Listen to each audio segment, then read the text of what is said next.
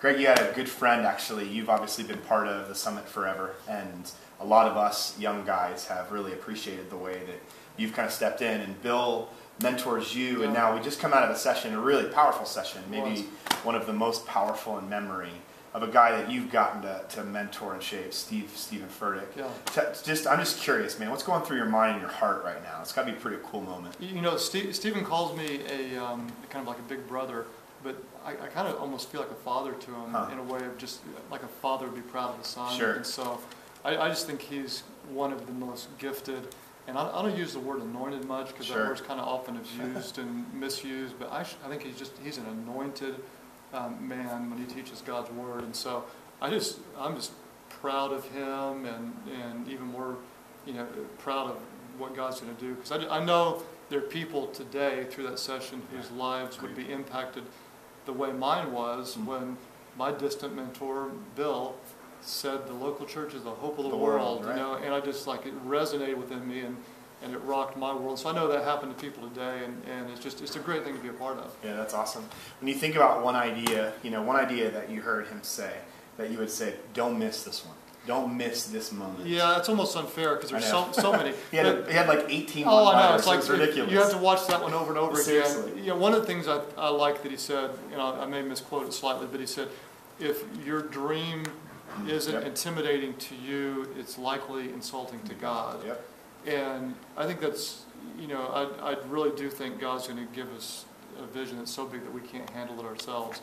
And then I'll tell you what I like about Pastor Stephen is he may call me a mentor, but he pushes me, and I like to be around him because he just doesn't know what can't be done, and so he'll tell me, man, I'm praying for 2,000 baptisms in the next 2 weekends. I'm going, can you do that? You allowed to do that? I never thought of that. You're not supposed and so he cool. does dig ditches in his life. And, so you see that it's real. It's not. Yeah. Just So some people just have a great gift of communication, and he obviously does, but his life is consistent with his communication, and so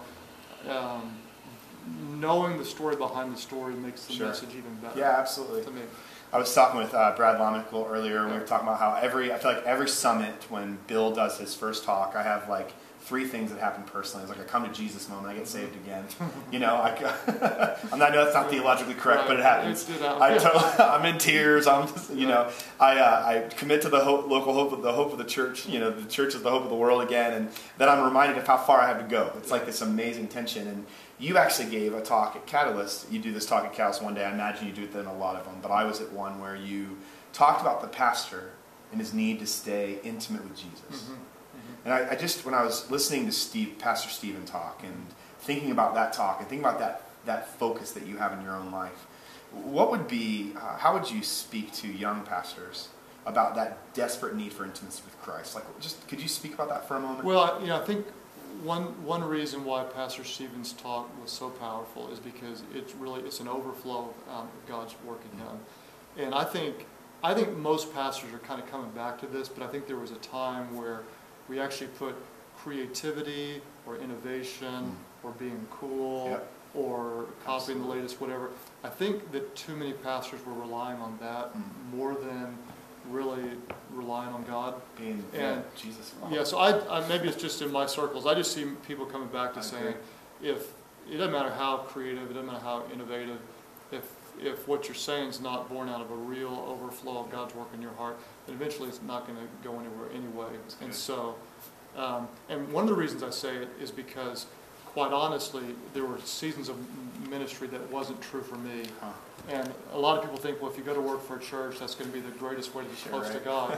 And let's be honest, sometimes that's harder on your relationship with God. And you just have to do whatever it takes to keep that first real and fresh, or everything else really doesn't matter. That's really good. One last question. Yeah. You've done a bunch of these, and when you think about us going home, people going home, heading home, and they're going to watch this on the blog and be reminded of that talk, and maybe even go back and watch the talk and go, doggone it, how am I digging ditches? I got to get back on that. What's one way that you'd encourage us as young leaders, or just leaders in general, to keep fresh when we're 6 months out from the summit?